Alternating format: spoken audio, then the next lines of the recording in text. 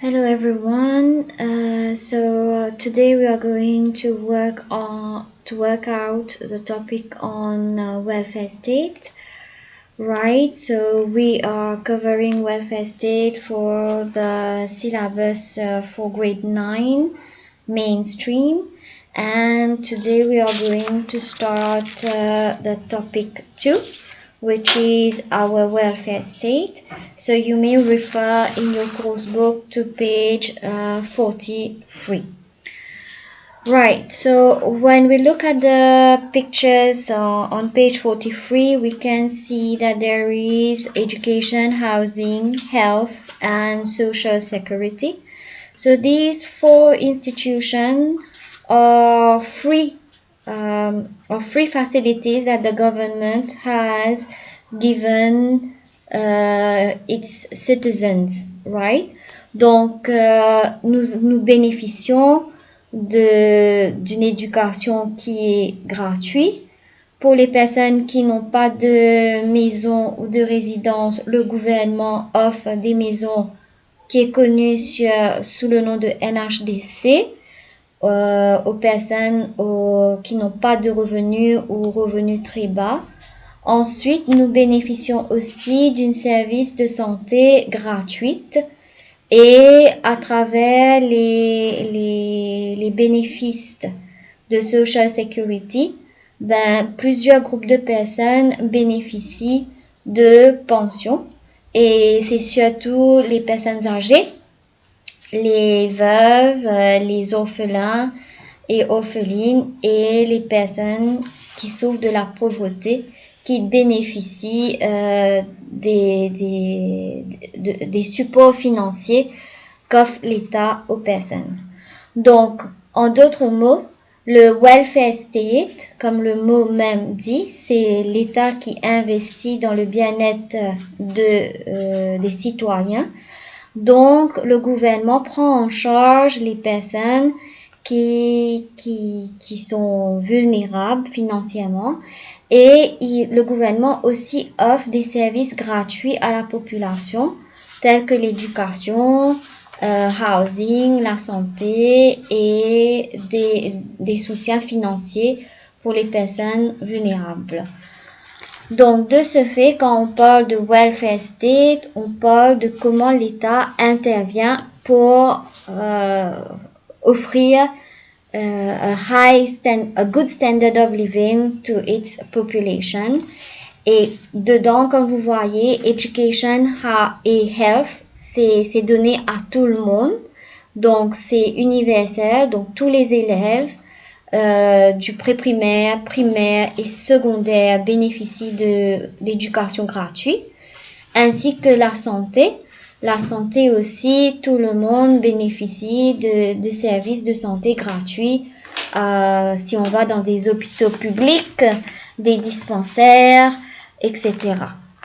Ça, ce sont des services que l'État offre gratuitement à tout le monde. Ensuite, les deux autres, qui est housing et social security, ce sont des soutiens ciblés. C'est-à-dire, c'est pas tout le monde qui va avoir une maison NHDC ou qui va qui vont bénéficier d'un support financier. Ce sont des personnes qui souffrent de la pauvreté ou des personnes avec des caractéristiques très particulières. À ce moment-là, ils vont bénéficier de ces services-là. Donc, deux types de welfare benefits that we have. Education and health refers to universal welfare benefit, c'est-à-dire tout le monde bénéficie. Tandis que housing et social security, ce sont des bénéfices, des soutiens ciblés. Donc, les personnes qui n'ont pas de maison ou qui ont un revenu très faible, qui ne peut pas s'offrir une maison, à ce moment-là, l'État intervient. Et pour les personnes qui ont besoin de soutien financier, à ce moment-là, l'État intervient. Donc, c'est ce qu'on appelle targeted welfare benefits. Alors, je redis, education, health, c'est universal welfare benefits. Housing and Social Security, c'est ce qu'on appelle Targeted Welfare Benefits, c'est-à-dire il faut avoir des critères particuliers pour bénéficier du soutien du gouvernement. Maintenant, c'est quoi un welfare state? Alors, comme vous voyez ici, excusez-moi, voilà, comme vous voyez ici, welfare state refers to the many benefits which are provided to the population by the government. Il faut préciser by the government. Donc ça, c'est la définition de welfare state. Benefits provided to the population. Et vous rajoutez en haut dans votre livre by the government. Donc des exemples de welfare state benefits. Free education, free healthcare, social services such as old age pension, free bus fare, free examination fees, etc. Donc, la définition, je vous ai dit, des exemples de welfare benefits sont mentionnés ici, donc vous pouvez énumérer. Numéro 1, free education. Numéro 2, free healthcare. Numéro 3, old age pension. Numéro 4, free bus fares. Numéro 5, free examination fees. Et puis, vous pouvez rajouter d'autres. Vous avez le widow's pension, vous avez le orphan's pension, etc. Donc, ça, c'est la définition du welfare state et des exemples de welfare benefits which are provided by the government to the population. On bouge. Maintenant, la question qui se pose, c'est que le gouvernement offre éducation gratuite, services de santé gratuits, des pensions, des maisons, etc. Il paye les examens, il paye le transport gratuit pour les étudiants et pour les personnes âgées. La question ce qui se pose, c'est d'où le gouvernement puise les finances pour tous ces services qu'il offre. Alors, d'où ça sort? Ça sort de deux sources. Le premier, c'est through governmental taxes. Donc, on a la taxe, la TVA, d'accord? Nous avons les taxes que les personnes qui travaillent payent.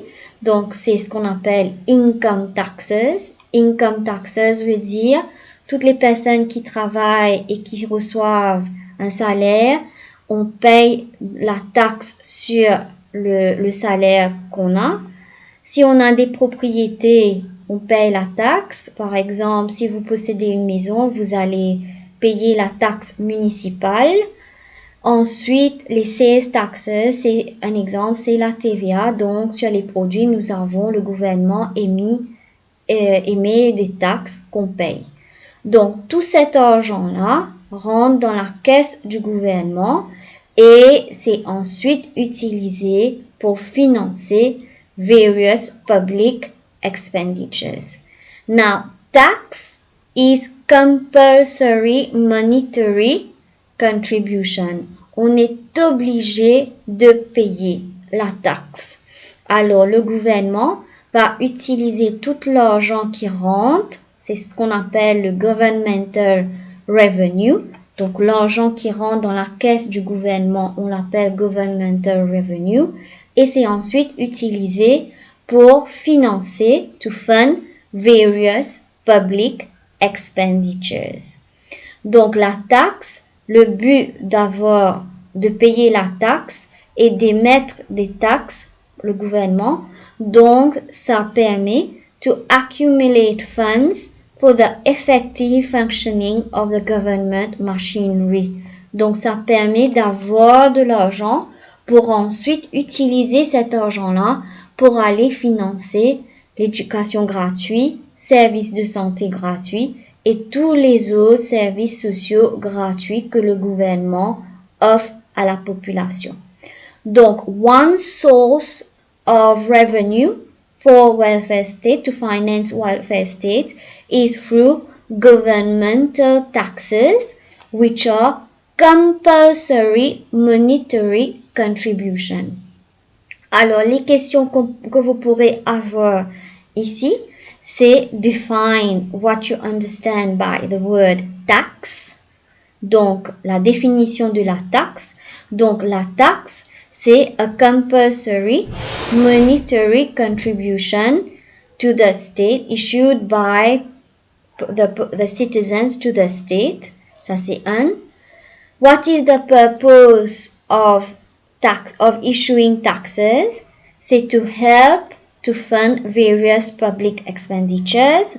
Donc la taxe, le but d'émettre des taxes, c'est d'avoir de l'argent pour ensuite financer toutes les dépenses publiques. Right?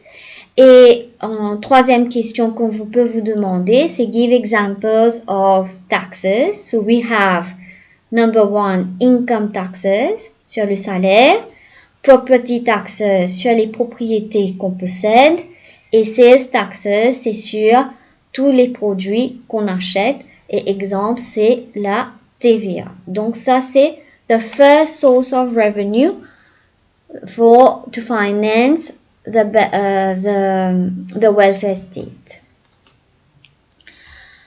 Donc, maintenant, je vous demanderai de passer à part 2, c'est-à-dire lesson 2 of welfare state, where we will look at the second source of revenue for the welfare state. Donc, please move on to lesson 2 so that you can follow the rest of the explanation on welfare state. Thank you.